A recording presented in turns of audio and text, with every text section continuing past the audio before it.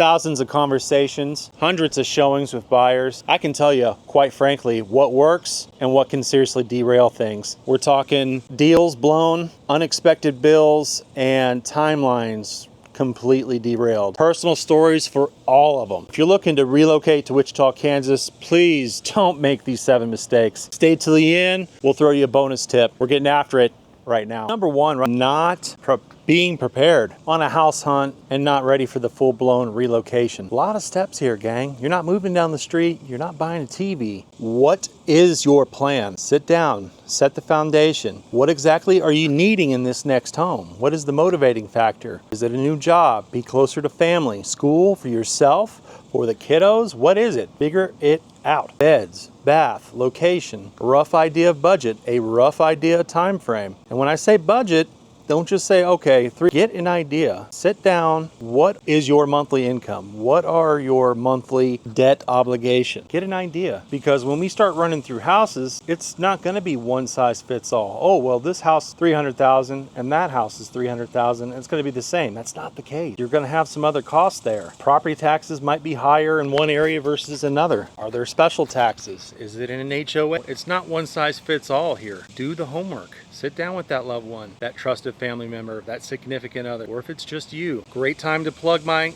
Get Me Started Homebuyers Rough Draft over in the Relocation Hub. Direct download, no sign up. Go through that. Have a solid game plan to get you where you want to be. It's going to make things a lot easier when you reach out with that agent. I had a client of mine years ago, right, not too far off from when I started back in 2019, that they didn't have that game plan. We were just randomly looking, and I hate telling this story. I must have showed 30, 40 houses, and I finally put my foot down and said, listen, we need a game plan. You need to get pre-approved before I show any more houses. Long story short, that was over. Set the foundation. Another thing I want you to think about, and I'm going to talk about it again because it is important. Do you plan on being in person for these showings, for the inspections, for closing especially? We can make it work with the first 2, but you need to check with your lender. Our lender is a mortgage broker. They partner with multiple lenders. Things like mobile notaries, things like remote closings are options. They partner with the lender who, depending on your situation, is going to work best for you. Not all lenders allow this. If you can't be at closing or you didn't plan on it, this is another thing I want you to think about. But just do your homework, set the foundation, off to the next. Number 2, not disclosing important information. When you have that conversation with the lender, if an awkward conversation has to be had, gang, let's have it now. Let's have it now. You do not get a refund for the inspections that are completed, for the appraisal that is completed, and we don't want you to go through all that heartache, all that hard work for nothing. If it has anything to do with your credit, with your job history, any of that stuff, taxes, disclose it. Have a conversation. I would much rather just have the awkward conversation, and at the very least, if we can't do anything right now, set up a solid game plan so you know what you need to do to get where you want to be. Anything that has to do with taxes, back taxes, anything that has to do with child support, with student loans. And when we're in the transaction, when you've gotten pre-approved, it's not over then. Don't quit your job. You might want to ask before you make any big deposits, any big withdrawals, opening any new lines of credit. Always ask the lender first. Had another client, they decided they wanted to go with a big box company, a big box VA company. We tried setting them up with JJ. Ultimately, it's their call. Oh yeah, everything's fine until it's not. We are literally 2 days from closing, and I don't even get a phone call. I get an email. Yeah, we're not closing. What? Yeah, he's got defaulted student loans. And the client, at this point, it doesn't matter. Client said they forgot. Went to JJ, tried to make it work for that situation. Fortunately, he was going to have to pay him off, and that wasn't going to happen. And I can tell you a number of other situations. People not filing their taxes, thinking they can buy a house. People behind on child support. A number of different situations. Just disclose. And when we're in the transaction, ask before you do. On to the next. 3, and that's skipping your pre-approval before we start touring. Listen, that pre-approval is submitted with your offer. We need to know where you stand. We want to make the most of our time together. So we get you pre-approved. We know your price range. Everybody knows. We can look with confidence. We're sticking to that price range. And some people, like I've stated already, have fought me on that. Well, we need to know where you're realistically at. And if you're not ready to take that on, well, quite frankly, you're not ready. This outlines where you're at. And before we make offers on homes, we do specifically, we want to run down what the numbers look like for that loan, for that monthly payment, so you know. Because like I said, it's not all one size fits all. There are variables there. Does this make sense for you at the end of the day? Yes or no? And if it doesn't realistically work, we're not going to waste time looking. It's got to make sense. What kind of stuff they look for? They're going to want tax returns. They're going to want pay stubs. They're going to want bank statements, 2 years of history in your job. Obviously, I'm a realtor. I'm going to stay in my lane, but this is giving you an idea. They're going to want to know if you're receiving child support, if you're paying child support, any back debts, anything like student loans, anything. Just like I said with the last one, just disclose. Let them know, and we can let you know what it's going to look like before we get started. This is going to put you in the best possible position, and you're going to be able to look at homes that realistically work for you. We don't want to allocate that time to homes that are not realistically going to work. Let's be methodical with our efforts and focus on what's realistic. On to the next. And that's getting emotionally sucked in. Listen, I get it. It can be an emotional process. From the highest highs to the lowest lows. It can be a roller coaster, and it can get stressful very quickly. That's what we're here for, to help keep you grounded. We need you thinking clearly. And another thing from this is, listen, there's no such thing as a perfect home. As long as people are still building them, there's even new builds out there with their quirks. At the end of the day, what can I live with? Certain loans are gonna have certain requirements. Outside of any loan required repairs or those just non-negotiables, what can I live with? Gotta make sense. You gotta remember, there's another person on the side of this. We don't know their situation. We've had situations with clients in the past where they were working with another big box company. They didn't explain anything, and you can only explain so much. Something came up. Oh, hey, this AC unit's 12 years old, and the inspectors are going to give you that age range. Hey, this is the typical time frame for life. Once repairs no longer start making sense, you might want to think about getting them replaced. Well, there are other options. Home warranties, whether you're for them or against them, another option. But no, he wanted all of that replaced with a whole other laundry list of things. Long story short, that deal didn't happen. We want to let you know up front, hey, there's no such thing as a perfect house. What can we live with? What can we handle afterwards? We want to make sure you're taken care of, but remember, there's someone else on the other side of this. And sometimes between making your offer and negotiating the repairs, does it make sense? Let's do it in a way where you get what you need and you get taken care of, but we're also being respectful of that other person on the other side. We want it to be a win-win. We want to make sure you're taken care of, and we want to make sure we keep you grounded. On to the next. If you're new here, looking to relocate smarter, not harder, hop down to my relocation hub in the description. It's going to give you access to checklists, free downloadable goodies, no signups, nationwide links so you can do your independent research, and access to my playlist on relocation, on Wichita, on the various suburbs, all in one place. Want to level up your client experience? Sign up for my VIP client program, also in the Relo Hub. This is going to give you access to nationwide discounts. We're talking car rentals, hotel rooms, so much more, and access to my local network. Pros in the area on demand. Now, if you're serious, you're ready to take the next steps, let's book that one-on-one discovery call. Let's get that relocation journey started today. We're getting back to it right now. Number 5, that's not completely understanding the true cost of owning a home. What do I mean by this? Well, listen, like I said previously, no two homes are the same. Your cost up front, your appraisal, your earnest money, your inspections, down to your down payment, your closing cost, so much more. A lot of the other things people don't think about.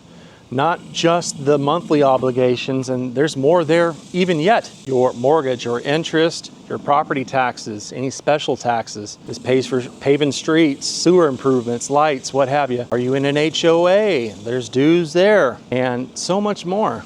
This is one of the reasons why we try to not max you out on your budget. This gives you leeway, wiggle room. Every component of a house has a shelf life, gang. It's eventually going to need to be replaced. Then we have your annual maintenance. Are you making sure windows are caulked up? Are you making sure the HVAC has been cleaned up and tuned? It's kind of like a car. All those the little honey-do stuff. Things are going to pop up. So we want to make sure you have that wiggle room, that you're comfortable, because you should be saving for this stuff. This is one of those things a lot of people don't think about it. I helped a gentleman out relocating from San Antonio, and he went and bought an older house, huge house. It was from an estate, and it needed a lot of work. We're a couple weeks in doing inspections and everything's hunky-dory. Out of the blue, he's like, I don't want this house anymore. This is more than I can handle. When we're doing these virtual tours,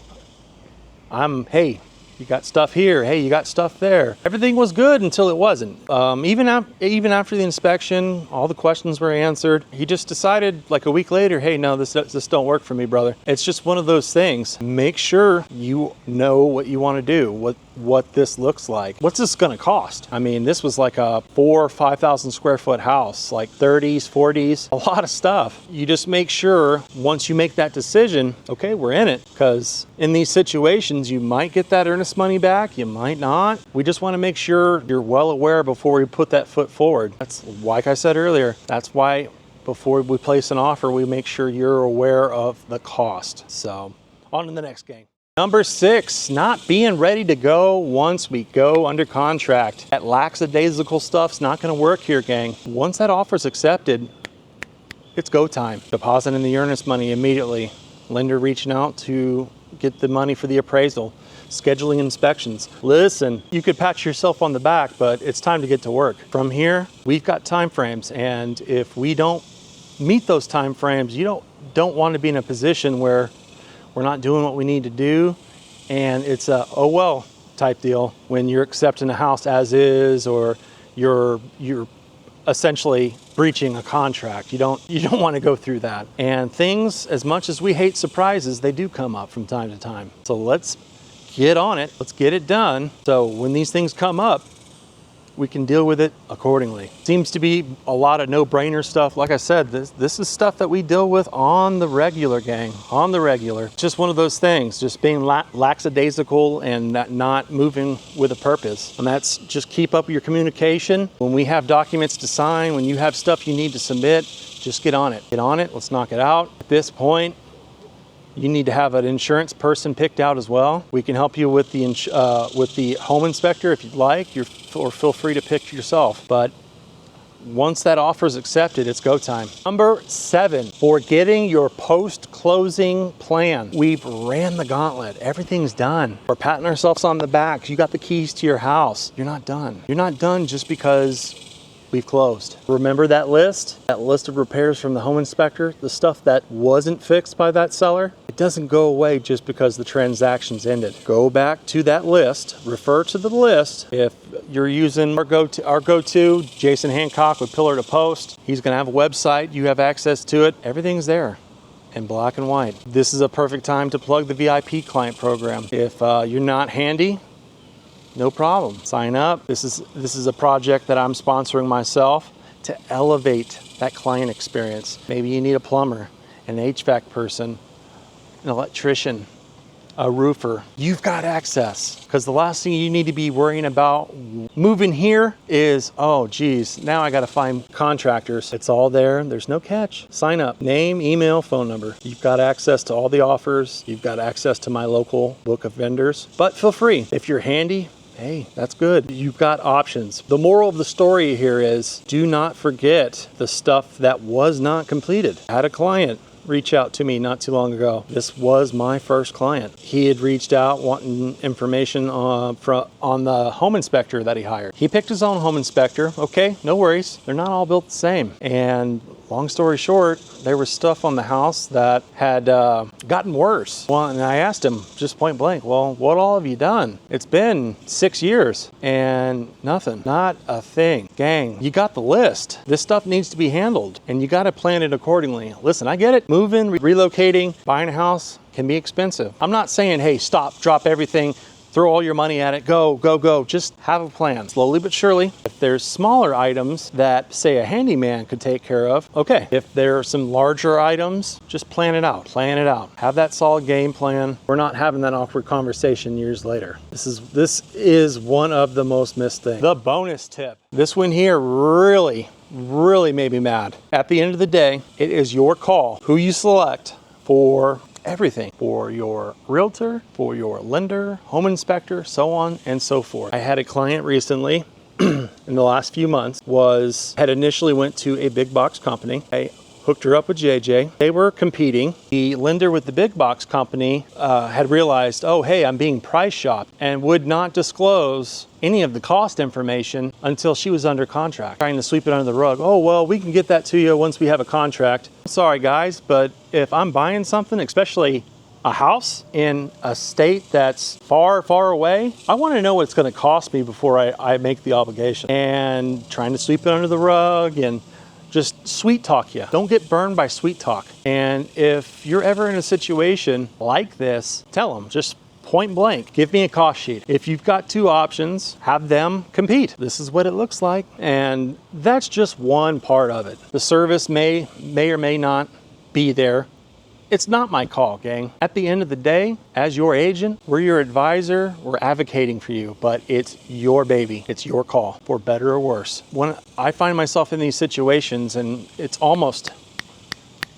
you can almost guarantee it, they're gonna tell you whatever you wanna hear to get your business. That one little thing, oh, that's not a problem, that's okay. We'll take care of it until it's not. And then they're nowhere to be found. They're not responding, they're not calling you, nothing. Yeah, no, this ain't working. At multiple times. It matters who you work with. Don't let them sweet talk you. Have a solid game plan, and something comes up, have that conversation with them. How exactly do you plan on addressing this? They should have a plan, and don't let them sweep that stuff under the rug. And if you're asking them for a cost sheet and they're giving you pushback, they're giving you excuses, that's a red flag. We do a lot of work with our veterans, and I'm proud to say that we do. Thank each and every one of you. One thing I'd like to throw out there, you do not have to use the big box companies. Try to keep it local. People we've worked with, people that are vetted when they're in different time zones and they're not local, it just adds a whole nother layer. They're going to tell you whatever. And if it starts going sideways, they're nowhere to be found, or they're making excuses. This can cost you time. This can cost you money. It matters who you work with. Do not get sweet talked. Always verify the information. One of those 7 mistakes